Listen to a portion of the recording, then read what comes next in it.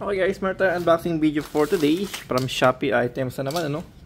So, Shopee items po ito. So, naka-plastic lang po siya. Buksan na natin kung ano naman. So, meron po tayo itong razor blade.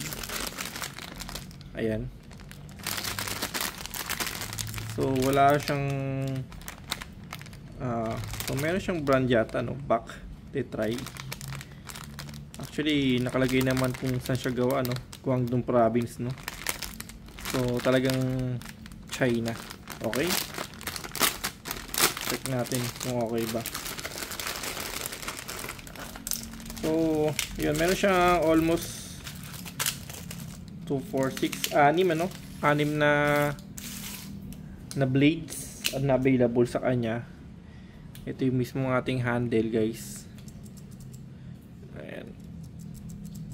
Hindi ko lang sure kung pure stainless to or coated lang, ano.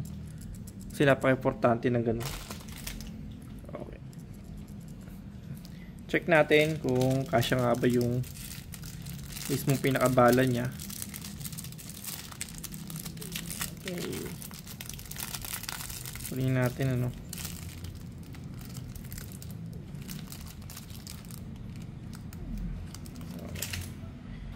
So, sasadpak lang siguro to dito yan. Tama ba?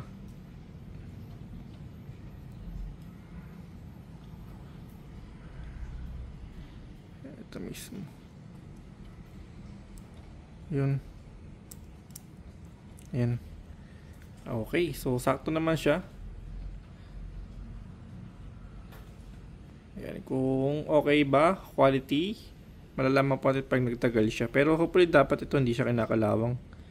Tapos yun nga po yung blade. Ang dami niyang blade na kasama.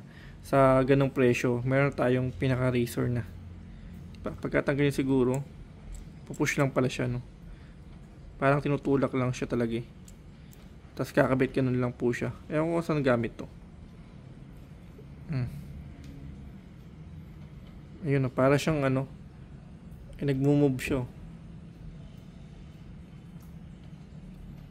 Galing ah. Okay, so thank you for watching po, ano.